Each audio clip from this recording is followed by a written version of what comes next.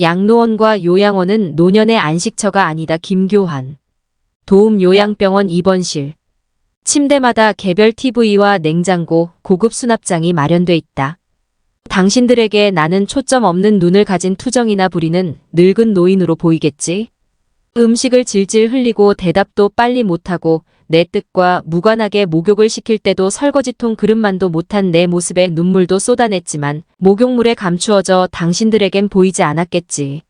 음식을 그냥 먹여주는 당신들의 눈에는 가축보다 못한 노인으로 비추어졌던가? 자리에 꼼짝 않고 앉아서 당신들이 시키는 대로 행동하고 내 의지가 아닌 당신들의 의지대로 먹고 아픔을 사겨야 했던 내가 누구인지. 인터넷으로 떠도는 작은 요양원에서 어느 할머니가 남긴 글을 간추려서 옮겨보았다. 며칠 전 조선일보 김민철 간병지옥에서도 다시 거론된 오래전 이야기로 70대 노인이 90대 노모를 목 졸라 죽인 사건을 되돌아본다. 아내가 먼저 세상을 떠나고 자신도 지병 악화로 노모를 모시기 어려워지자 서울 근교의 5자식들을 차례로 찾아가서 할머니를 부탁해본다. 하나같이 할머니를 모실 수 없다는 거절을 당하고 어머니를 더 이상 고생시킬 수 없다는 안타까운 마음에 90 노모를 아내 무덤 옆에 모시고 가서 목 졸라 죽인 충격적인 사건이 남해안의 작은 도시에서 있었다. 지금은 100세 시대로 노인 인구 1천만의 초고령 사회가 되고 있지만 늙어가는 길 피할 수 있는 사람 아무도 없다. 이제 노인이 된 자식이 부모를 부양할 수밖에 없는 시대다. 자식들의 부모 봉양도 형제간 눈치 보며 서로 떠넘기다가 결국 요양원을 기웃거리게 되지만 늙은 부모가 귀찮아 돈이면 해결된다는 안일한 생각에 요양원으로 보내어지는 부모님의 슬픈 얼굴을 자세히 들여다보는 자식들이 얼마나 될까? 누구도 그곳에 가면 다시 살아서 돌아올 수 없는 곳임을 잘 알고 있다. 부모를 똑바로 쳐다보지도 못하는 자식들의 면전에서 애써 슬픔을 보이지 않으려는 부모의 그 모습이 가슴에 와 닿았을까? 우리 모두가 그곳에 안 가고 건강하게 살다가 고통 없이 세상 떠나기를 원하지만 998만 8234는 극히 드문 행운이요. 뜻대로 되지 않는 것이 인생이다. 이제는 핵가족화의 사회 구조가 누구나 요양시설을 마지막으로 거쳐서 떠나도록 되어 있다. 이왕 피할 수 없는 길이라면 양로원이나 요양시설에서 머무는 기간을 짧게 가지는 것이 최선이다. 그러자면 현재의 내 건강보다 더 소중한 것은 없다. 따라서 운동으로 근력을 키워서 건강 수명을 늘리자. 이를 위해서는 우선 걷기를 권장하고 싶다. 걷기는 몸을 구성하는 근육과 뼈를 모두 동원하는 온몸 운동으로 하루 6,000보 이상 걷는 것이 좋다고 한다. 그리고 정신 건강이다. 요양시설의 대부분 입소자가 치매 환자들이다. 치매의 원인이 되기도 하는 전 단계가 우울증이고 이는 스트레스와 외로움에서 온다. 스트레스를 받지 않도록 매사 긍정적인 생각을 갖고 외롭지 않도록 사람들과 어울리고 친구를 많이 사귀자. 또한 평생 현역으로 살 수 있도록 일거리를 만들자. 노년의 바람직한 일거리는 누가 만들어줄 수도 없지만 만들어주어서도 안 된다. 스스로 찾고 만들어야 한다. 작은 수입이라도 있다면 더욱 좋지만 취미 활동도 멋진 일거리다.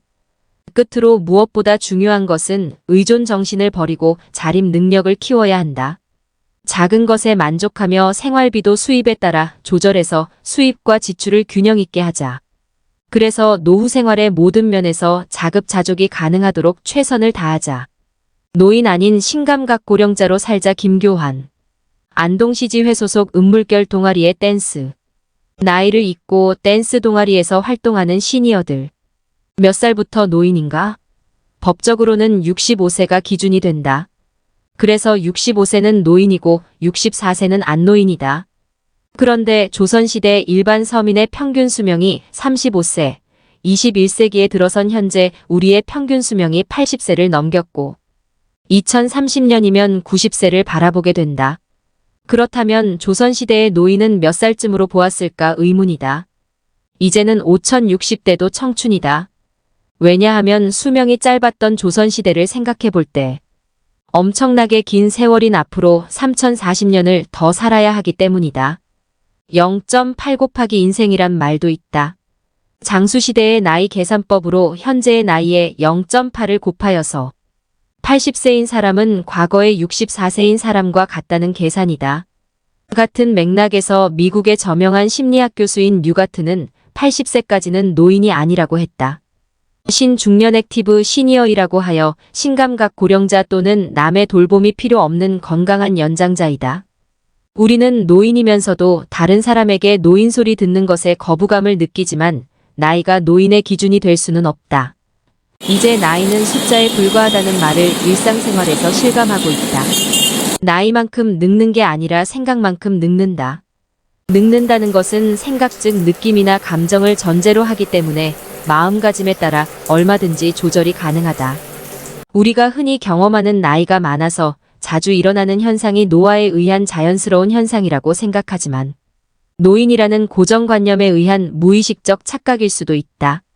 노인이라고 하면 보편적 상식으로 감각, 성욕, 지구력이 줄어들고 언행이 느려지고 숨이 차고 불평불만이 늘어나고 자주 잊어버리는 건망증을 무조건 나이가 많은 노인하기 때문으로 돌려버리는데 노인에 대한 이러한 부정적 편견이 문제다.